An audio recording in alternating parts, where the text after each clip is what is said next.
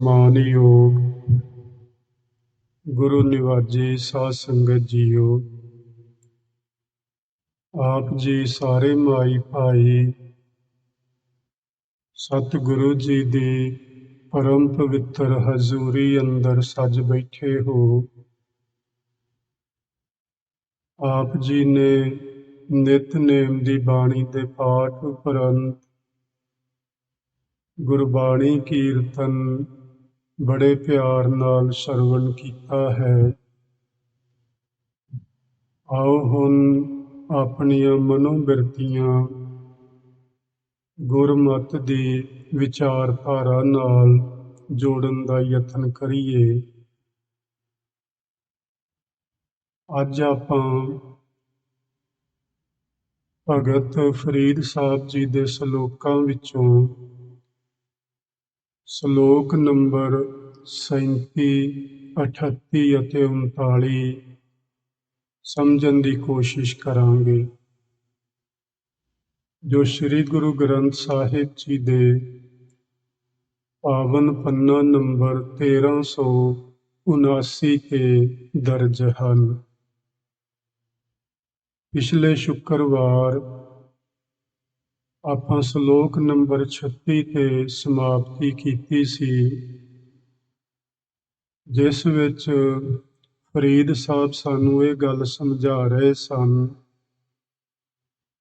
ਕਿ ਜਿਸ ਸਰੀਰ ਦੇ ਅੰਦਰ ਵਾਹਿਗੁਰੂ ਜੀ ਦੇ ਨਾਲੋਂ ਵਿਛੋੜੇ ਦਾ ਦਰਦ ਪੈਦਾ ਨਹੀਂ ਹੁੰਦਾ, ਉਸ ਨੂੰ ਪਰਮਾਤਮਾ ਨਾਲ ਮਿਲਣ ਦੀ ਤਾਂਘ ਵੀ ਪੈਦਾ ਨਹੀਂ ਹੁੰਦੀ। ਪਰਮਾਤਮਾ ਨਾਲ ਮਿਲਣ ਦੀ ਤਾਂਘ ਤਾਂ ਹੀ ਪੈਦਾ ਹੋ ਸਕਦੀ ਏ ਜੇ ਪਹਿਲਾਂ ਸਾਨੂੰ ਵਿਛੋੜੇ ਦੀ ਸਮਝ ਆ ਜਾਏ ਕਿ ਅਸੀਂ ਸੱਚਮੁੱਚ ਹੀ ਉਸ ਮਾਲਕ ਨਾਲੋਂ ਵਿਛੜੇ ਹੋਏ ਹਾਂ। ਵਿਛੋੜੇ ਦੀ ਸਮਝ ਆਇਆਂ ਮਿਲਣ ਦੀ ਤਾਂਘ ਪੈਦਾ ਹੁੰਦੀ ਏ ਕਿ ਜਿਸ ਨੂੰ ਮਿਲਣ ਦੀ ਤਾਂਘ ਪੈਦਾ ਹੋ ਜਾਏ, ਮਿਲਣ ਦੀ ਜਗਿਆਸਾ ਪੈਦਾ ਹੋ ਜਾਏ, ਉਹ ਬੰਦਾ ਫਿਰ ਮਿਲਣ ਵਾਸਤੇ ਕੋਈ ਨਾ ਕੋਈ ਯਤਨ ਜ਼ਰੂਰ ਕਰਦਾ ਹੈ। ਯਤਨ ਕੀ ਨੇ? ਧਰਮ ਸਥਾਨ ਤੇ ਆਉਣਾ, ਗੁਰਦੁਆਰੇ, ਮੰਦਰ, ਮਸਜਿਦ ਵਿੱਚ ਜਾਣਾ, ਸਤ ਸੰਗਤ ਕਰਨੀ, ਆਪਣੇ ਵਾਸਤੇ ਗੁਰਬਾਣੀ ਦਾ ਪੜ੍ਹਨਾ, ਪਾਠ ਕਰਨਾ ਅਤੀ ਲਾਜ਼ਮੀ ਹੈ। ਉਸ ਨੂੰ ਸਮਝਣਾ, ਵਿਚਾਰ ਕੇ ਉਹਦੇ ਤੇ ਅਮਲ ਕਰਨਾ, ਇਹ ਚੀਜ਼ਾਂ ਜਦੋਂ ਆਪਾਂ ਕਰਦੇ ਹਾਂ ਤੇ ਫਿਰ ਅਸੀਂ ਮਿਲਣ ਵਾਲੇ ਰਸਤੇ ਤੇ ਚੱਲ ਪੈਂਦੇ ਹਾਂ। ਸੋ ਆਓ ਯਤਨ ਕਰੀਏ, ਪਹਿਲਾਂ ਇਹ ਸਮਝੀਏ ਕਿ ਅਸੀਂ ਵਿਛੜੇ ਹੋਏ ਹਾਂ, ਫਿਰ ਇੱਛਾ ਪੈਦਾ ਹੋਏਗੀ ਤੇ ਫਿਰ ਆਪਾਂ ਉਸ ਮਾਲਕ ਨੂੰ ਮਿਲਣ ਦੇ ਸਾਧਨ ਜੁਟਾਵਾਂਗੇ। ਅੱਜ ਦੀ ਜੋ ਵਿਚਾਰ ਆਪਾਂ ਸ਼ਲੋਕ ਨੰਬਰ 37 ਤੋਂ ਪ੍ਰਾਰੰਭ ਕਰਨੀ ਹੈ, ਜਿਸ ਵਿੱਚ ਫਰੀਦ ਸਾਹਿਬ ਆਖਦੇ ਨੇ, ਫਰੀਦਾ ਇਹ ਵਿਸ ਗੰਦਲਾਂ ਭਰੀਆਂ ਖੰਡ ਲਿਵਾੜ, ਇੱਕ ਰਾਹੇਂਦੇ ਰਹਿ ਗਏ, ਇੱਕ ਰਾਂਧੀ ਗਏ ਉਜਾੜ। ਇਹਦੇ ਵਿਦਵਾਨ ਲੋਕਾਂ ਨੇ, ਟੀਕਾਕਾਰਾਂ ਨੇ ਵੱਖ-ਵੱਖ ਅਰਥ ਕੀਤੇ ਹੋਏ ਨੇ, ਪਰ ਜਿਹੜੇ ਮੈਨੂੰ ਠੀਕ ਲੱਗੇ ਨੇ ਉਹ ਮੈਂ ਆਪ ਜੀ ਨਾਲ ਸਾਂਝੇ ਕਰਾਂਗਾ। ਤੇ ਜ਼ਰੂਰੀ ਨਹੀਂ ਕਿ ਜੋ ਮੈਨੂੰ ਠੀਕ ਲੱਗਾ ਹੈ ਉਹ ਹੀ ਸਾਰਿਆਂ ਨੂੰ ਠੀਕ ਲੱਗੇਗਾ।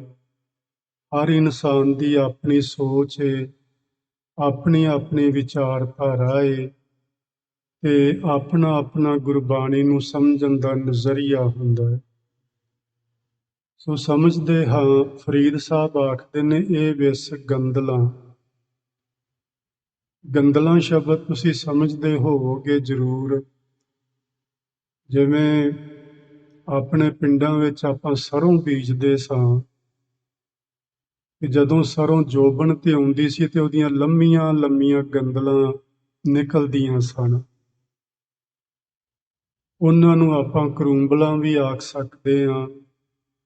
ਨਵੀਆਂ ਤਾਜ਼ੀਆਂ ਕੋਮਲ ਜੀਆਂ ਨਿਕਲੀਆਂ ਹੋਈਆਂ ਟਾਹਣੀਆਂ ਵੀ ਆਖ ਸਕਦੇ ਹਾਂ। ਤੁਸੀਂ ਗੰਦਲਾਂ ਸਮਝ ਗਏ ਹੋਵੋਗੇ। ਇਹ ਜਿਹੜਾ ਸੰਸਾਰ ਏ ਤੇ ਇਸ ਸੰਸਾਰ ਦੇ ਜਿਹੜੇ ਪਦਾਰਥ ਨੇ ਉਹ ਸਾਰੇ ਵਿਸ ਗੰਦਲਾਂ ਹਨ। ਵਿਸ ਦਾ ਮਤਲਬ ਹੈ ਜ਼ਹਿਰ, ਵਿਉ ਜਿਹਨੂੰ ਆਪਾਂ ਆਖਦੇ ਹਾਂ। ਇਹ ਸਾਰੇ ਜਿਹੜੇ ਸੰਸਾਰ ਦੇ ਪਦਾਰਥ ਨੇ ਇਹ ਮਾਨੋ ਜ਼ਹਿਰ ਦੀਆਂ ਗੰਦਲਾਂ ਨੇ ਤੇ ਸਾਡੇ ਸਾਹਮਣੇ ਪਰੋਸੀਆਂ ਕਿਵੇਂ ਗਈਆਂ ਨੇ। ਧਰੀਆਂ ਖੰਡ ਲਿਵਾੜ, ਇਹਨਾਂ ਜ਼ਹਿਰ ਦੀਆਂ ਗੰਦਲਾਂ ਦੇ ਉੱਤੇ, ਜ਼ਹਿਰੀਲੇ ਪਦਾਰਥਾਂ ਦੇ ਉੱਤੇ ਇੱਕ ਪਰਤ ਖੰਡ ਦੀ ਚੜ੍ਹਾਈ ਹੋਈ ਹੈ। ਉਸ ਖੰਡ ਦੀ ਪਰਤ ਨੂੰ ਚੜ੍ਹਿਆ ਹੋਇਆਂ ਵੇਖ ਕੇ ਸਾਨੂੰ ਇਹ ਸੰਸਾਰਕ ਪਦਾਰਥ ਜਿਹੜੇ ਨੇ ਉਹ ਬੜੇ ਚੰਗੇ ਤੇ ਮਿੱਠੇ ਭਾਸਦੇ ਨੇ। ਅਸੀਂ ਉਹ ਮਿੱਠੇ ਵੇਖ ਕੇ ਉਹਨਾਂ ਨੂੰ ਖਾਈ ਜਾਂਦੇ ਹਾਂ, ਪਦਾਰਥਾਂ ਨੂੰ ਮਾਣੀ ਜਾਂਦੇ ਹਾਂ, ਪਦਾਰਥਾਂ ਦਾ ਭੋਗ ਭੋਗਦੇ ਹਾਂ।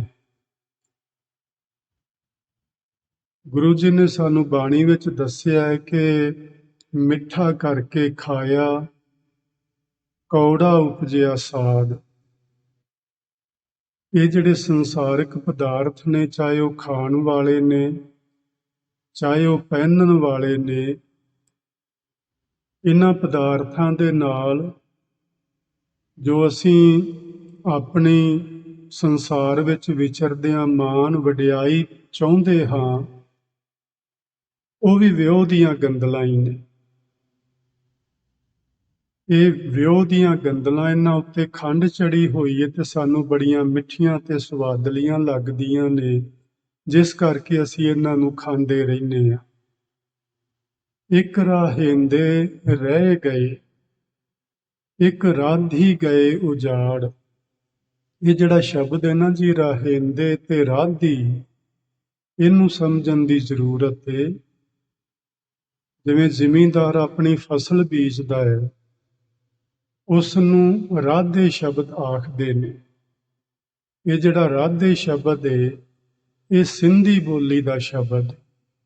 ਗੁਰੂ ਜੀ ਨੇ, ਭਗਤ ਫਰੀਦ ਜੀ ਨੇ ਸ਼ਬਦ ਦੀ ਵਰਤੋਂ ਕੀਤੀ ਹੈ, ਕਿਉਂਕਿ ਫਰੀਦ ਜੀ ਵੀ ਉਸੇ ਇਲਾਕੇ ਦੇ ਨੇੜੇ ਤੇੜੇ ਦੇ ਰਹਿਣ ਵਾਲੇ ਸੀ। ਗੁਰੂ ਨਾਨਕ ਸਾਹਿਬ ਨੇ ਆਪਣੀ ਬਾਣੀ 'ਚ ਸ਼ਬਦ ਦੀ ਵਰਤੋਂ ਕੀਤੀ ਹੈ, ਜੇਹਾ ਰਾਧੇ ਤੇਹਾ ਲੁਣੈ, ਬਿਨ ਗੁਣ ਜਨਮ ਵਿਨਾਸ਼। ਜੇਹਾ ਰਾਧੇ ਤੋਂ ਮਤਲਬ ਹੈ ਜਿਹੋ ਜਿਹਾ ਕੋਈ ਬੀਜ ਬੀਜਦਾ ਹੈ, ਤੇਹਾ ਲੁਣੈ, ਉਹੋ ਜਿਹਾ ਆਪਣੇ ਬੀਜੇ ਹੋਏ ਬੀਜ ਦਾ ਕੋਈ ਫਲ ਵੱਢ ਲੈਂਦਾ ਹੈ।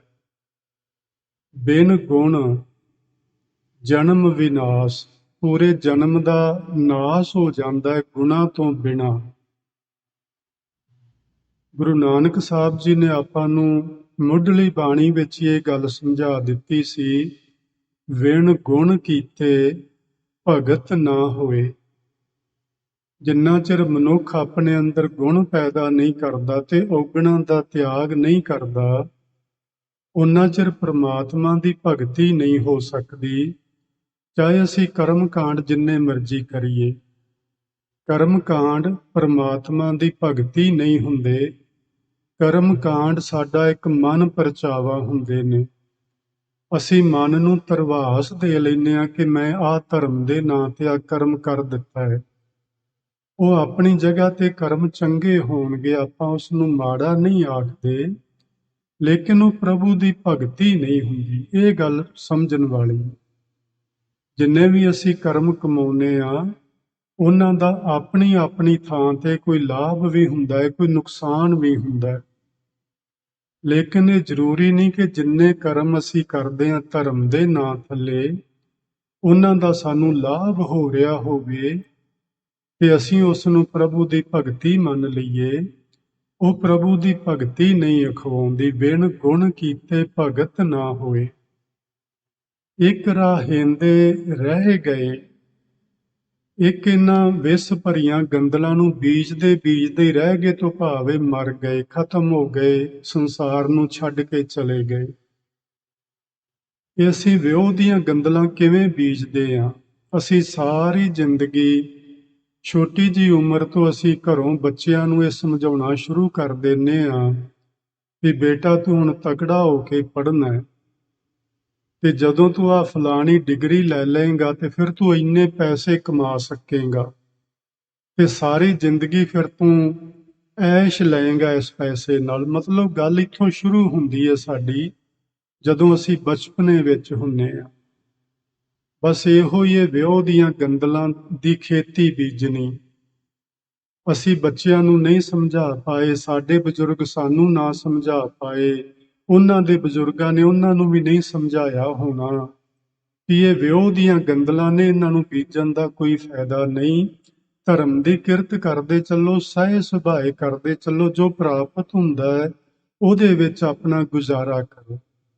ਬਹੁਤੀਆਂ ਮੱਲਾਂ ਮਾਰਨ ਦੀ ਲੋੜ ਨਹੀਂ, ਬਹੁਤਾ ਸਾਰੀ ਜ਼ਿੰਦਗੀ ਇਹ ਵਿਉ ਦੀਆਂ ਗੰਦਲਾਂ ਹੀ ਨਹੀਂ ਬੀਜੀ ਜਾਣੀਆਂ। ਇੱਕ ਰਾਹੇਂਦੇ ਰਹਿ ਗਏ, ਇੱਕ ਇਹਨਾਂ ਗੰਦਲਾਂ ਨੂੰ ਬੀਜਦੇ ਬੀਜਦੇ ਇਹਨਾਂ ਪਦਾਰਥਾਂ ਨੂੰ ਇਕੱਠੇ ਕਰਦੇ ਕਰਦੇ ਹੀ ਸੰਸਾਰ ਨੂੰ ਛੱਡ ਕੇ ਚਲੇ ਗਏ। ਇੱਕ ਰਾਧੀ ਗਏ ਉਜਾੜ, ਇੱਕ ਨਾ ਨੇ ਜਿਹੜੀ ਫਸਲ ਬੀਜੀ ਹੋਈ ਸੀ ਉਸ ਨੂੰ ਉਜਾੜ ਕੇ ਚਲੇ। ਭਾਵ ਨਾ ਉਹਨਾਂ ਨੂੰ ਆਪ ਨੂੰ ਕੋਈ ਲਾਭ ਹੋਇਆ ਉਹਨਾਂ ਦੇ ਕੀਤੇ ਹੋਏ ਉਹਨਾਂ ਕਰਮਾਂ ਦਾ, ਤੇ ਨਾ ਹੀ ਉਹਨਾਂ ਦੀ ਔਲਾਦ ਨੂੰ ਜਾਂ ਉਹਨਾਂ ਦੇ ਪਰਿਵਾਰ ਨੂੰ ਉਸ ਦਾ ਕੋਈ ਲਾਭ ਹੋਇਆ। ਆਪਾਂ ਵੇਖਦੇ ਹਾਂ ਜਦੋਂ ਕਿਸੇ ਜ਼ਿਮੀਂਦਾਰ ਦੀ ਫਸਲ ਕਿਸੇ ਗੁਆਂਢੀ ਦੇ ਪਸ਼ੂ ਪੈ ਜਾਣ, ਉਹ ਉਜਾੜ ਦੇਣ ਤੇ ਉਸ ਫਸਲ ਦੇ ਪੱਲੇ ਕੱਖ ਨਹੀਂ ਰਹਿੰਦਾ। ਕਈ ਵਾਰੀ ਗੜੇ ਪੈ ਜਾਂਦੇ ਸੀ, ਤੂਫਾਨ ਆ ਕੇ, ਹਨੇਰੀਆਂ ਆ ਕੇ ਫਸਲ ਬਰਬਾਦ ਹੋ ਜਾਂਦੀ ਸੀ। ਪਾਣੀ ਦਾ ਹੜ੍ਹ ਆ ਜਾਣਾ ਤਾਂ ਫਸਲ ਬਰਬਾਦ ਹੋ ਜਾਣੀ, ਤੇ ਉਹਨੂੰ ਕਹਿੰਦੇ ਸਾਂ ਕਿ ਸਾਡੀ ਤੇ ਇਸ ਵਾਰੀ ਛਮਾਈ ਉੱਜੜ ਗਈ, ਫਸਲ ਉੱਜੜ ਗਈ। ਇੱਕ ਰਾਧ ਹੀ ਗਏ ਉਜਾੜ, ਬੀਜੀ ਬਿਜਾਈ ਉਜਾੜ ਕੇ ਚਲੇ ਗਏ। ਭਾਵ ਚੰਗੇ ਕਰਮ ਨਾ ਕਰ ਪਾਏ, ਮਾੜਿਆਂ ਕਰਮਾਂ ਵਿੱਚ ਜੋ ਕੁਝ ਕੀਤਾ ਸੀ ਉਹ ਵੀ ਗਵਾ ਕੇ ਹੀ ਸੰਸਾਰ ਵਿੱਚ ਚਲੇ ਗਏ। ਸੋ ਭਗਤ ਫਰੀਦ ਸਾਹਿਬ ਸਾਨੂੰ ਸ਼ਲੋਕ ਨੰਬਰ 37 ਵਿੱਚ ਇਹ ਗੱਲ ਸਮਝਾਉਣਾ ਚਾਹੁੰਦੇ ਨੇ ਕਿ ਭਾਈ ਗੁਰਮੁਖੋ, ਇਹ ਸੰਸਾਰ ਜਿਹੜਾ ਏ ਸਾਨੂੰ ਵੇਖਣ ਨੂੰ ਚੰਗਾ ਲੱਗਦਾ ਹੈ, ਵੇਖਣ ਨੂੰ ਸੋਹਣਾ ਲੱਗਦਾ ਹੈ। ਇਸ ਸੰਸਾਰ ਦੇ ਪਦਾਰਥ ਬੜੇ ਸੁਆਦਲੇ ਲੱਗਦੇ ਨੇ, ਇਸ ਸੰਸਾਰ ਦੇ ਸੁੱਖ ਬੜੇ ਆਰਾਮਦਾਇਕ ਲੱਗਦੇ ਨੇ, ਪਰ ਪ੍ਰਭੂ ਦੀ ਭਗਤੀ ਤੋਂ ਬਿਨਾਂ ਇਹ ਸਾਰੀਆਂ ਵਿਉ ਦੀਆਂ ਗੰਦਲਾਂ ਹੀ ਹਨ। ਇਹ ਸਾਰੇ ਪਦਾਰਥ ਜ਼ਹਿਰੀਲੇ ਹਨ। ਇਸ ਸੰਸਾਰ ਵਿੱਚ ਵਿਚਰਦਿਆਂ, ਚੱਲਦਿਆਂ ਫਿਰਦਿਆਂ ਆਪਾਂ ਪ੍ਰਭੂ ਦੀ ਭਗਤੀ ਨਾਲ ਜੁੜਨਾ ਏ। ਜਿਵੇਂ ਜਿਵੇਂ ਆਪਾਂ ਪ੍ਰਭੂ ਦੀ ਭਗਤੀ ਕਰਾਂਗੇ, ਤਿਵੇਂ ਤਿਵੇਂ ਇਹਨਾਂ ਸੰਸਾਰਿਕ ਵਿਉ ਦੀਆਂ ਗੰਦਲਾਂ ਤੋਂ ਸਾਡਾ ਮਨ ਉਚਾਟ ਹੋਣਾ ਸ਼ੁਰੂ ਹੋਏਗਾ। ਜਿਵੇਂ ਜਿਵੇਂ ਇਹਨਾਂ ਵੱਲੋਂ ਉਪਰਾਮਤਾ ਬਣੇਗੀ, ਤਿਵੇਂ ਤਿਵੇਂ ਸਾਡਾ ਮਨ ਪ੍ਰਭੂ ਦੀ ਭਗਤੀ ਵਿੱਚ ਜੁੜਨਾ ਸ਼ੁਰੂ ਹੋਏਗਾ। ਸੋ ਆਓ ਯਤਨ ਕਰੀਏ, ਬਾਬਾ ਫਰੀਦ ਸਾਹਿਬ ਜੀ ਦੇ ਇਸ ਸ਼ਲੋਕ ਨੂੰ ਸਮਝ ਕੇ ਧਰਮ ਦੀ ਕਿਰਤ ਤਾਂ ਆਪਾਂ ਨਹੀਂ ਛੱਡਣੀ, ਲੇਕਿਨ ਵਿਉ ਦੀਆਂ ਗੰਦਲਾਂ ਦਾ ਜ਼ਰੂਰ ਤਿਆਗ ਕਰਨਾ ਹੈ। ਧਰਮ ਕਮਾਉਣਾ ਹੈ, ਚੰਗੇ ਕਰਮ ਕਰਨੇ ਨੇ, ਅੰਦਰ ਗੁਣ ਪੈਦਾ ਕਰਨੇ ਨੇ ਤੇ ਔਗੁਣਾਂ ਦਾ ਤਿਆਗ ਕਰਨਾ ਹੈ। ਅੱਗੇ ਹੈ ਸ਼ਲੋਕ ਨੰਬਰ 38। ਇਹਦੇ ਵਿੱਚ ਫਰੀਦ ਸਾਹਿਬ ਆਖਦੇ ਨੇ, ਫਰੀਦਾ ਚਾਰ ਗਵਾਇਆ ਹੰਡ ਕੈ, ਚਾਰ ਗਵਾਇਆ ਸਮ। ਹੰਡ ਕੈ ਦਾ ਮਤਲਬ ਹੈ ਤੁਰ ਫਿਰ ਕੇ, ਤੇ ਤੁਰੇ ਫਿਰੇ ਆਪਾਂ ਕਾਹਦੇ ਲਈ ਆ? ਵਿਉ ਦੀਆਂ ਗੰਦਲਾਂ ਵਾਸਤੇ, ਹੋਰ ਕੁਝ ਵੀ ਨਹੀਂ ਅਸੀਂ ਕੀਤਾ। ਸਾਰੀ ਜ਼ਿੰਦਗੀ ਅਸੀਂ ਰਾਤ ਦਿਨ ਭੱਜੇ ਰਹੇ, ਦਿਨੇ ਉੱਠਦੇ ਕੰਮ ਨੂੰ ਦੌੜ ਗਏ, ਰਾਤ ਨੂੰ ਹਨੇਰੇ ਪਏ ਕੰਮ ਤੋਂ ਆਏ, ਰੋਟੀ ਖਾਂਦੇ ਥੱਕੇ ਟੁੱਟੇ ਡਿੱਗ ਪਏ ਬਿਸਤਰੇ ਤੇ, ਸਵੇਰੇ ਉੱਠਦੇ ਹੀ ਨਾਸ਼ਤਾ ਕੀਤਾ ਤੇ ਫਿਰ ਦੌੜ ਗਏ। ਤੇ ਸਾਰੀ ਉਮਰ ਭਲਾ ਇਸ ਤਰ੍ਹਾਂ ਹੀ ਨਹੀਂ ਨਿਕਲਦੀ ਆਪਣੀ? ਆਪਾਂ ਸਾਰੇ ਆਪਣੇ ਆਪਣੇ ਅੰਦਰ ਝਾਤੀ ਮਾਰ ਵੇਖੀਏ, ਸਾਡੀ ਸਾਰੀ ਜ਼ਿੰਦਗੀ ਇਸ ਤਰ੍ਹਾਂ ਹੰਡ ਕੇ ਹੀ ਨਿਕਲਦੀ ਏ। ਜਿਹਨੂੰ ਚਾਰ ਗਵਾਇਆ ਹੰਡ ਕੇ ਤੋਂ ਭਾਵ ਏ, ਸਾਰਾ ਦਿਨ ਇਹ ਵਿਉ ਦੀਆਂ ਗੰਦਲਾਂ ਵਾਸਤੇ ਹੀ ਬੰਦਾ ਇਹਨਾਂ ਦੇ ਪਿੱਛੇ ਹੀ ਭੱਜਾ ਫਿਰਿਆ, ਪੈਸੇ ਦੇ ਪਿੱਛੇ ਹੀ ਭੱਜਾ ਫਿਰਿਆ, ਆਪਣਾ ਧਰਮ ਵੀ ਵੇਚਤਾ, ਆਪਣਾ ਈਮਾਨ ਵੀ ਵੇਚਤਾ, ਆਪਣਾ ਸਭ ਕੁਝ ਦਾਅ ਤੇ ਲਾਤਾ ਵੀ ਪੈਸਾ ਮਿਲ ਜਾਏ ਬਸ। ਚਾਰ ਗਵਾਇਆ ਸਮ, ਸਮ ਤੋਂ ਮਤਲਬ ਹੈ ਸੌਂ ਕੇ। ਦਿਹਾੜੀ ਸਾਰੀ ਵਿਉ ਦੀਆਂ ਗੰਦਲਾਂ ਦੇ ਪਿੱਛੇ ਭੱਜਾ ਫਿਰਿਆ, ਜ਼ਹਿਰੀਲੇ ਪਦਾਰਥਾਂ ਪਿੱਛੇ ਦੌੜਿਆ ਫਿਰਿਆ, ਤੇ ਰਾਤ ਨੂੰ ਚਾਰ ਪਹਿਰ ਜਿਹੜੇ ਨੇ ਉਹ ਸੌਂ ਕੇ ਬਿਤਾ ਦਿੱਤੇ। ਭਗਤ ਜੀ ਆਖਦੇ ਨੇ ਲੇਖਾ ਰੱਬ ਮੰਗੇਸੀਆ। ਤੂੰ ਜ਼ਿੰਦਗੀ ਵਿੱਚ ਕੀਤਾ ਕੀ ਏ? ਤੈਨੂੰ ਪਰਮਾਤਮਾ ਨੇ ਕਾਹਦੇ ਵਾਸਤੇ ਸੰਸਾਰ ਵਿੱਚ ਭੇਜਿਆ ਸੀ? ਉਹਦਾ ਤੇਰੇ ਤੋਂ ਲੇਖਾ ਜ਼ਰੂਰ ਲਿਆ ਜਾਣਾ। ਲੇਖਾ ਜਿਹੜਾ ਹੈ ਨਾ, ਜਿਹੜੀ ਲੇਖੇ ਦੀ ਆਪਾਂ ਗੱਲ ਕਰਦੇ ਹਾਂ, ਕਈ ਵਾਰੀ ਸਾਨੂੰ ਜਿਹੜੇ ਗੁਰਮਤਿ ਦੇ ਪ੍ਰਚਾਰਕ ਆਪਣੇ ਆਪ ਨੂੰ ਅਖਵਾਉਂਦੇ ਨੇ, ਉਹ ਇਸ ਤਰ੍ਹਾਂ ਵੀ ਕਹਿ ਦਿੰਦੇ ਨੇ ਜੀ ਕੋਈ ਧਰਮ ਰਾਜਾ ਨਹੀਂ ਹੁੰਦਾ, ਕੋਈ ਕਚਹਿਰੀ ਨਹੀਂ ਹੁੰਦੀ, ਕੋਈ ਰੱਬ ਲੇਖਾ ਨਹੀਂ ਪੁੱਛਦਾ, ਕਿਤੇ ਕੋਈ ਵਹੀ ਲੈ ਕੇ ਨਹੀਂ ਬੈਠਾ ਹੋਇਆ। ਪਰ ਅਸੀਂ ਜਦੋਂ ਗੁਰਬਾਣੀ ਨੂੰ ਪੜ੍ਹਦੇ ਹਾਂ, ਉਹਦੇ ਵਿੱਚੋਂ ਇਹ ਗੱਲ ਸਮਝ ਆਉਂਦੀ ਹੈ। ਪਹਿਲੇ ਪਾਤਸ਼ਾਹ ਧੰਨ ਗੁਰੂ ਨਾਨਕ ਸਾਹਿਬ ਆਖਦੇ ਨੇ, ਨਾਨਕ ਆਖੈ ਰੇ ਮਨਾ। ਸਤਿਗੁਰੂ ਆਖਦੇ ਨੇ ਆਪਣੇ ਮਨ ਨੂੰ, ਹੇ ਮੇਰੇ ਮਨਾ, ਸੁਣੀਐ ਸਿੱਖ ਸਹੀ। ਸਿੱਖ ਦਾ ਮਤਲਬ ਹੈ ਸਿੱਖਿਆ, ਸਹੀ ਦਾ ਮਤਲਬ ਹੈ ਬਿਲਕੁਲ ਸੱਚੀ। ਹੇ ਮੇਰੇ ਮਨਾ, ਇੱਕ ਸੱਚੀ ਸਿੱਖਿਆ ਸੁਣ। ਉਹ ਸੱਚੀ ਸਿੱਖਿਆ ਕੀ ਏ? ਲੇਖਾ ਰੱਬ ਮੰਗੇਸੀਆ, ਬੈਠਾ ਕੱਢ ਵਹੀ।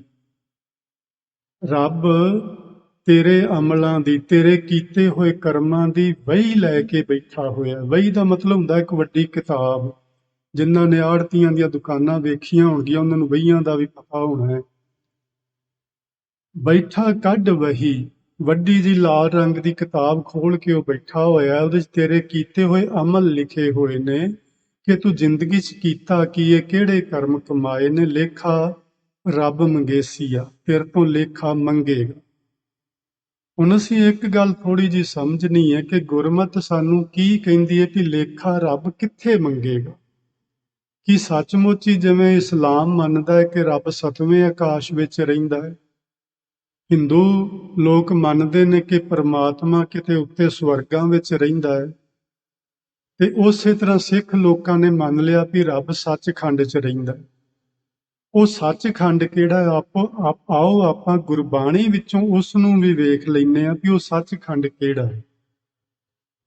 ਗੁਰੂ ਤੀਜੇ ਪਾਤਸ਼ਾਹ ਮਹਾਰਾਜ ਜੀ ਫਰਮਾਉਂਦੇ ਨੇ, ਅੰਦਰ ਰਾਜਾ ਤਖਤ ਹੈ।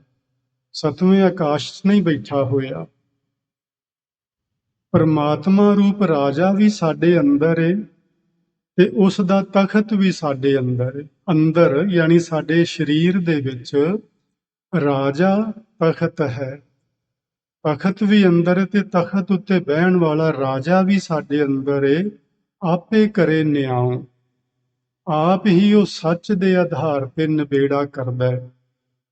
ਇਸ ਅੰਦਰਲੇ ਰਾਜੇ ਨੂੰ ਤੇ ਰਾਜੇ ਦੇ ਤਖਤ ਨੂੰ ਜਾਣਿਆ ਕਿਵੇਂ ਜਾ ਸਕਦਾ ਕਿ ਸੱਚਮੁੱਚ ਉਹ ਸਤਵੇਂ ਆਕਾਸ਼ ਵਿੱਚ ਨਹੀਂ ਸਗੋਂ ਸਾਡੇ ਅੰਦਰ ਰਹਿੰਦਾ ਹੈ? ਕਿਵੇਂ ਸਮਝਿਆ ਜਾ ਸਕਦਾ ਹੈ? ਗੁਰ ਸ਼ਬਦੀ ਦਰ ਜਾਣੀਐ। ਦਰ ਮੈਨੇ ਹੁੰਦਾ ਉਹਦਾ ਦਰ, ਘਰ, ਦਰਵਾਜ਼ਾ, ਉਹਦੇ ਘਰ ਦਾ ਦਰਵਾਜ਼ਾ। ਗੁਰੂ ਦੇ ਸ਼ਬਦ ਦੁਆਰਾ ਜਾਣਿਆ ਜਾ ਸਕਦਾ ਹੈ। ਅੰਦਰ ਮਹਿਲ ਅਸਰਾਓ, ਉਸ ਪਰਮੇਸ਼ਵਰ ਦਾ ਮਹਿਲ ਵੀ ਸਾਡੇ ਅੰਦਰ ਹੀ ਏ, ਜਿਸ ਮਹਿਲ ਵਿੱਚ ਬੈਠਾ ਹੋਇਆ ਅਸਰਾਓ ਮੈਨੇ ਸਾਨੂੰ ਸਾਡੇ ਜੀਵਨ ਨੂੰ ਸਹਾਰਾ ਦੇ ਰਿਹਾ, ਸਾਡੀ ਇਸ ਪੰਜ ਭੌਤਿਕ ਦੇਹ ਨੂੰ ਚੱਲਦਿਆਂ ਰੱਖ ਰਿਹਾ। ਉਹਦੇ ਸਹਾਰੇ ਤੋਂ ਬਿਨਾਂ, ਉਹਦੇ ਆਸਰੇ ਤੋਂ ਬਿਨਾਂ ਆਪਾਂ ਚੱਲ ਫਿਰ ਨਹੀਂ ਸਕਦੇ। ਆਪਾਂ ਕੋਈ ਵੀ ਕਿਰਿਆ ਕਰਮ ਨਹੀਂ ਕਰ ਸਕਦੇ ਉਹਦੇ ਆਸਰੇ ਤੋਂ ਬਿਨਾਂ। ਜਿਸ ਦਿਨ ਆਪਣਾ ਉਹ ਆਸਰਾ ਵਿੱਚੋਂ ਕੱਢ ਲੈਂਦਾ, ਉਸ ਦਿਨ ਇਹ ਸਰੀਰ ਢਹਿ ਢੇਰੀ ਹੋ ਜਾਂਦਾ ਹੈ, ਕੁਝ ਵੀ ਕਰਨ ਦੇ ਸਮਰੱਥ ਨਹੀਂ ਰਹਿ ਜਾਂਦਾ। ਸੋ ਗੁਰੂ ਦੇ ਸ਼ਬਦ ਦੁਆਰਾ ਇਹ ਸਮਝ ਪੈਂਦੀ ਏ ਕਿ ਸਾਡੇ ਅੰਦਰ ਹੀ ਮਹਿਲ ਬਣਾਇਆ ਹੈ ਮਾਲਕ ਨੇ। ਉਸ ਮਹਿਲ ਦੇ ਅੰਦਰ ਆਪਣਾ ਇੱਕ ਸੱਚਾ ਤਖਤ ਬਣਾ ਕੇ ਬੈਠਾ ਹੋਇਆ ਹੈ। ਉਹ ਰਾਜਾ ਵੀ ਸਾਡੇ ਅੰਦਰ ਹੀ ਹੈ, ਜਿਹੜਾ ਸਾਨੂੰ ਅੰਦਰੋਂ ਸਹਾਰਾ ਦੇ ਰਿਹਾ ਹੈ। ਸੋ ਇਹ ਗੱਲ ਆਪਾਂ ਦੋ ਚੀਜ਼ਾਂ ਸਮਝੀਆਂ ਨੇ, ਪਹਿਲੇ ਪਾਤਸ਼ਾਹ ਦੇ ਬਚਨ ਰਾਹੀਂ ਤੇ ਤੀਜੇ ਪਾਤਸ਼ਾਹ ਦੇ ਬਚਨ ਰਾਹੀਂ। ਪਹਿਲੇ ਪਾਤਸ਼ਾਹ ਨੇ ਸਾਨੂੰ ਸਮਝਾਇਆ ਹੈ ਕਿ ਸੱਚੀ ਸਿੱਖਿਆ ਸੁਣ ਲਓ ਗੁਰਮੁਖੋ, ਵੀ ਰੱਬ ਨੇ ਲੇਖਾ ਤੁਹਾਡੇ ਤੋਂ ਲੈਣਾ ਹੈ। ਤੁਹਾਡੇ ਕਰਮਾਂ ਦੀ ਵਹੀ ਖੋਲ ਕੇ ਉਹ ਬੈਠਾ ਹੋਇਆ। ਤੀਜੇ ਪਾਤਸ਼ਾਹ ਨੇ ਦੱਸਿਆ ਵੀ ਉਹ ਬੈਠਾ ਕਿੱਥੇ ਹੋਇਆ। ਉਹ ਸਾਡੇ ਅੰਦਰ ਹੀ, ਬਾਹਰ ਕਿਤੇ ਨਹੀਂ। ਸਾਡੇ ਅੰਦਰ ਹੀ ਆਸਣ ਲਗਾ ਕੇ ਬੈਠਾ ਹੋਇਆ ਹੈ। ਉਸ ਨੂੰ ਜਾਣਿਆ ਕਿਵੇਂ ਜਾ ਸਕਦਾ ਹੈ? ਗੁਰ ਸ਼ਬਦੀ, ਗੁਰੂ ਦੇ ਸ਼ਬਦ ਦੁਆਰਾ ਉਸ ਸੱਚੇ ਪਿਤਾ ਪਰਮਾਤਮਾ ਨੂੰ ਅਸੀਂ ਆਪਣੇ ਅੰਦਰੋਂ ਹੀ ਸਮਝ ਸਕਦੇ ਹਾਂ, ਉਸ ਨੂੰ ਪਹਿਚਾਣ ਸਕਦੇ ਹਾਂ। ਸੋ ਫਰੀਦ ਜੀ ਦੇ ਸ਼ਲੋਕ ਤੇ ਹੁਣ ਆਪਾਂ ਆਈਏ ਫਰੀਦ ਜੀ ਆਖਦੇ ਨੇ, ਲੇਖਾ ਰੱਬ ਮੰਗੇਸੀਆ। ਰੱਬ ਜੀ ਨੇ, ਪ੍ਰਮਾਤਮਾ ਨੇ ਤੇਰੇ ਕੋਲੋਂ ਲੇਖਾ ਮੰਗਣਾ ਹੈ। ਕਿਸ ਗੱਲ ਦਾ ਲੇਖਾ ਮੰਗਣਾ ਹੈ? ਤੂੰ ਆਹੋਂ ਕਿਹੜੇ ਕੰਮ, ਤੂੰ ਸੰਸਾਰ ਵਿੱਚ ਕਿਹੜੇ ਕੰਮ ਆਇਆ ਸੀ, ਇਹ ਤੇਰੇ ਤੋਂ ਪੁੱਛਿਆ ਜਾਣਾ ਹੈ। ਸੋ ਇਹ ਮੈਂ ਤੁਹਾਨੂੰ ਅੱਜ ਹੋਮਵਰਕ ਦੇਣਾ ਚਾਹੁੰਦਾ ਕਿ ਤੁਸੀਂ ਇਹਦੇ ਤੇ ਆਪ ਜਾ ਕੇ ਕੰਮ ਕਰਨਾ। ਜੇ ਮੈਂ ਹੀ ਦੱਸ ਦਿਆਂ ਵੀ ਤੁਸੀਂ ਕਿਹੜੇ ਕੰਮ ਆਏ ਹੋ, ਜਿਵੇਂ ਅਸੀਂ ਨਾ, ਮੈਂ ਕਈ ਵਾਰੀ ਇੱਥੇ ਗੱਲਬਾਤ ਹੋ ਜਾਂਦੀ ਹੈ, ਗੁਰਦੁਆਰੇ ਸੰਗਤ ਆਉਂਦੀ ਹੈ ਤੇ ਕਿਸੇ ਨੂੰ ਸਹਿ ਸੁਭਾਅ ਪੁੱਛ ਲਈਦਾ ਹੈ, ਆਓ ਭਾਈ ਅੱਜ ਕਿਵੇਂ ਆਉਣੇ ਹੋਏ ਨੇ, ਤੇ ਪਤਾ ਬਹੁਤੇ ਲੋਕ ਕੀ ਆਖਦੇ ਨੇ, ਉਹ ਬਸ ਐਵੇਂ ਹੀ ਮੱਥਾ ਟੇਕਣ ਆਏ ਆ। ਐਵੇਂ ਹੀ, ਮਤਲਬ ਕੋਈ ਮਤਲਬ ਨਹੀਂ, ਕੋਈ ਇੱਥੇ ਆਉਣ ਦਾ ਮਕਸਦ ਨਹੀਂ ਸਾਡਾ, ਬਸ ਐਵੇਂ ਹੀ ਲੰਘਦੇ ਸਾਂ ਪਏ ਤੇ ਵੇਖਿਆ ਗੁਰਦੁਆਰਾ ਨੇੜੇ ਆ, ਚਲੋ ਮੱਥਾ ਟੇਕ ਚੱਲਦੇ ਆ, ਐਵੇਂ ਹੀ ਆਏ ਸਾਂ। ਅਸੀਂ ਸੰਸਾਰ ਵਿੱਚ ਕਾਹਦੇ ਲਈ ਆਏ ਆ, ਇਹ ਵੀ ਤੁਸੀਂ ਆਪਣੇ ਅੰਦਰਾਂ ਨੂੰ ਪੁੱਛ ਕੇ ਵੇਖਿਓ, ਇਉਂ ਹੀ ਲੱਗੇਗਾ ਐਵੇਂ ਹੀ ਆਏ, ਵੀ ਸਾਡੇ ਇਸ ਸੰਸਾਰ ਵਿੱਚ ਆਉਣ ਦਾ ਕੋਈ ਮਕਸਦ ਹੈ ਹੀ ਨਹੀਂ ਜੀ। ਗੁਰਮੁਖੋ, ਸਾਡਾ ਇਸ ਸੰਸਾਰ ਵਿੱਚ ਆਉਣ ਦਾ ਬਹੁਤ ਵੱਡਾ ਮਕਸਦ ਏ। ਉਸ ਮਕਸਦ ਉੱਤੇ ਤੁਸੀਂ ਆਪ ਕੰਮ ਕਰਨਾ, 1 ਹਫ਼ਤਾ ਅਗਲੇ ਸ਼ੁੱਕਰਵਾਰ ਤੱਕ ਤੁਸੀਂ ਇਹਦੇ ਤੇ ਕੰਮ ਕਰਨਾ, ਤੇ ਫਿਰ ਮੈਨੂੰ ਦੱਸਣਾ ਵੀ ਤੁਸੀਂ ਕਿਹੜੇ ਕੰਮ ਆਏ ਹੋ ਸੰਸਾਰ ਵਿੱਚ।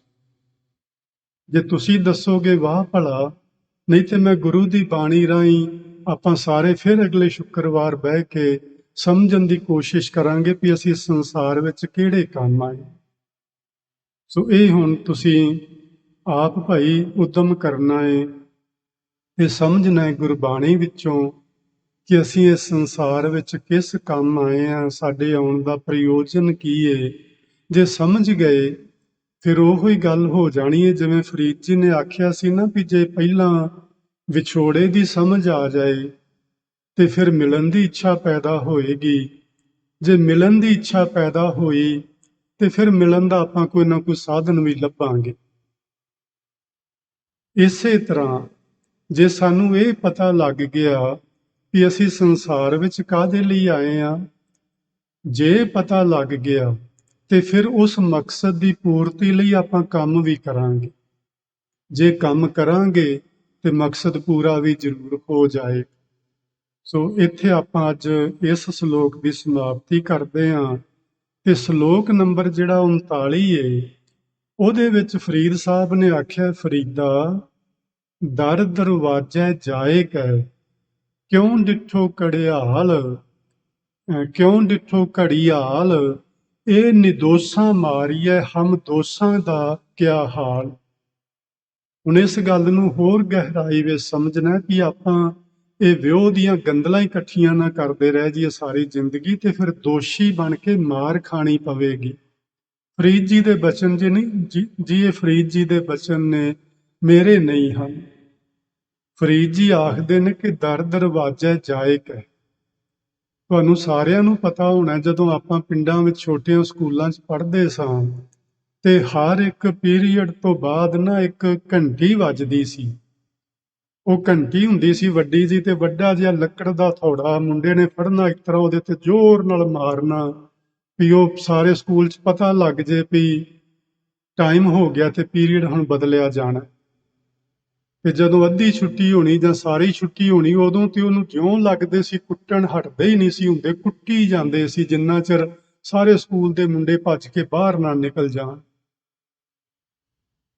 ਦਰ ਦਰਵਾਜ਼ੇ ਜਾਏ ਕੇ, ਕਿਸੇ ਸਕੂਲ ਦੇ ਬੂਹੇ ਤੇ ਜਾ ਕੇ ਤੁਸੀਂ ਵੇਖਿਆ ਨਹੀਂ? ਕਿਸੇ ਮੰਦਿਰ ਵਿੱਚ ਟੱਲੀਆਂ ਨੂੰ ਕੁੱਟ ਪੈਂਦੀ ਵੇਖੀ ਨਹੀਂ? ਕਿਸੇ ਕਚਹਿਰੀ ਵਿੱਚ ਘੜਿਆਲ ਪਹਿਲਾਂ ਵੱਜਦੇ ਹੁੰਦੇ ਸੀ, ਉਹ ਸੁਣੇ ਨਹੀਂ? ਕਿਉਂ ਡਿਠੋ ਘੜੀਆਲ, ਕਦੀ ਤੂੰ ਘੜਿਆਲ ਨੂੰ ਕੁੱਟ ਪੈਂਦੀ ਵੇਖੀ ਨਹੀਂ ਸੰਸਾਰ ਵਿੱਚ? ਆਪਾਂ ਸਾਰਿਆਂ ਨੇ ਜ਼ਰੂਰ ਵੇਖੀ। ਉਹ ਘੜਿਆਲ ਨੂੰ ਕੁੱਟ ਕਿਉਂ ਪੈ ਰਹੀ, ਉਸ ਘੰਟੀ ਨੂੰ ਕੁੱਟ ਕਿਉਂ ਪੈ ਰਹੀ ਹੈ? ਉਹਨੇ ਕੋਈ ਗੁਨਾਹ ਨਹੀਂ ਕੀਤਾ, ਉਹਨੇ ਕੋਈ ਦੋਸ਼ ਨਹੀਂ ਕੀਤਾ, ਫਿਰ ਵੀ ਕੁੱਟ ਖਾ ਰਹੀ ਹੈ ਤੇ ਸਾਰੀ ਉਮਰ ਕੁੱਟ ਖਾਂਦੀ ਹੈ। ਇਹ ਨਿਦੋਸ਼ਾ ਮਾਰੀ। ਨਿਦੋਸ਼ਾ ਦਾ ਮਤਲਬ ਹੁੰਦਾ ਦੋਸ਼ ਰਹਿਤ, ਜਿਨਨੇ ਕੋਈ ਗੁਨਾਹ ਨਹੀਂ ਕੀਤਾ ਉਸ ਨੂੰ ਮਾਰ ਪੈ ਰਹੀ ਏ। ਹਮ ਦੋਸ਼ਾਂ ਦਾ ਕਿਆ ਹਾਲ। ਜਿਨ੍ਹਾਂ ਨੇ ਜ਼ਿੰਦਗੀ 'ਚ ਗੁਨਾਹ ਕੀਤੇ ਨੇ, ਜਿਨ੍ਹਾਂ ਨੇ ਜ਼ਿੰਦਗੀ 'ਚ ਦੋਸ਼ ਕਮਾਏ ਨੇ, ਜਿਨ੍ਹਾਂ ਨੇ ਜ਼ਿੰਦਗੀ 'ਚ ਮਾੜੇ ਕਰਮ ਕਮਾਏ ਨੇ, ਉਹਨਾਂ ਦਾ ਕੀ ਹਾਲ ਹੋਣਾ ਹੈ। ਇਹ ਗੱਲ ਬਾਬਾ ਫਰੀਦ ਸਾਹਿਬ ਸਾਨੂੰ ਸਾਡੇ ਸਾਹਮਣੇ ਰੱਖ ਰਹੇ ਨੇ ਤੇ ਉਹ ਕਹਿ ਰਹੇ ਨੇ ਵੀ ਵੇਖੋ ਤੁਸੀਂ ਆਪਣੇ ਅੰਦਰ ਝਾਤੀ ਮਾਰ ਕੇ ਵੇਖੋ। ਵੈਸੇ ਤੇ ਜ਼ਿੰਦਗੀ ਇੱਕ ਸੁਪਨਾ ਜਿਹਾ ਹੀ ਏ, ਜਿੰਨੇ ਸਾਲ ਆਪਣੇ 60-70 ਲੰਘ ਗਏ ਨੇ ਇਉਂ ਹੀ ਲੱਗਦਾ ਸੁਪਨਾ ਹੀ ਲੰਘਿਆ ਹੈ। ਤੇ ਉਹ ਸੁਪਨੇ ਵਿੱਚ ਆਪਾਂ ਜੋ ਕੁਝ ਕੀਤਾ ਉਹ ਆਪਾਂ ਨੂੰ ਜ਼ਰੂਰ ਪਤਾ ਹੈ, ਕੋਈ ਕਿਸੇ ਨੂੰ ਕੋਈ ਭੁਲੇਖਾ ਨਹੀਂ। ਹੁਣ ਆਪਾਂ ਵੇਖਣਾ ਵੀ ਹਾਲ ਸਾਡਾ ਕੀ ਹੋਣਾ। ਆਪਾਂ ਉਸ ਤੌਰ ਤਰੀਕੇ ਨੂੰ ਬਦਲਣਾ ਹੈ ਕਿ ਉਸੇ ਤਰ੍ਹਾਂ ਹੀ ਰਹਿਣਾ ਹੈ। ਕੀ ਆਪਾਂ ਜਾ ਕੇ ਕੁੱਟ ਖਾਣੀ ਹੈ ਮਾਲਕ ਦੇ ਦਰ ਤੇ, ਕਿ ਕੀ ਆਪਾਂ ਇੱਜ਼ਤ ਹਾਸਲ ਕਰਨੀ ਹੈ, ਇਹ ਹੁਣ ਸਾਡੇ ਉੱਤੇ ਡਿਪੈਂਡ ਕਰਦਾ ਹੈ। ਸੋ ਅੱਜ ਦੀ ਵਿਚਾਰ ਮੈਂ ਆਪ ਸਾਰੀ ਸੰਗਤ ਨਾਲ ਇੱਥੇ ਸਮਾਪਤ ਕਰਦਾ ਹਾਂ ਤੇ ਅਗਲੀ ਵਾਰੀ ਆਪਾਂ ਸਮਝਾਂਗੇ ਵੀ ਇੱਥੇ ਸਾਡੇ ਆਉਣ ਦਾ ਮਕਸਦ ਕੀ ਹੈ। ਇੱਕ ਇਹ ਗੱਲ ਤੇ ਦੂਜਾ ਸ਼ਲੋਕ ਜਿਹੜਾ ਫਰੀਦ ਸਾਹਿਬ ਦਾ ਆਪਾਂ ਇਹ ਵੇਖਿਆ ਕਿ ਹਮ ਦੋਸ਼ਾਂ ਦਾ ਕਿਆ ਹਾਲ, ਇਸ ਨੂੰ ਥੋੜਾ ਜਿਹਾ ਹੋਰ ਸਮਝਣ ਦੀ ਕੋਸ਼ਿਸ਼ ਕਰਾਂਗੇ। ਅੱਜ ਤੁਸੀਂ ਇੰਨੇ ਕੁ ਬਚਨ ਪ੍ਰਵਾਨ ਕਰਨਾ ਜੀ। ਬੇਅੰਤ ਪ੍ਰਕਾਰ ਦੀਆਂ ਹੋਈਆਂ ਭੁੱਲਾਂ ਦੀ ਖਿਮਾ ਬਖਸ਼ਿਸ਼ ਕਰਨਾ। ਪਿਆਰ ਨਾਲ ਆਖੋ ਜੀ ਵਾਹਿਗੁਰੂ ਜੀ ਕਾ ਖਾਲਸਾ, ਵਾਹਿਗੁਰੂ ਜੀ ਕੀ ਫਤਿਹ।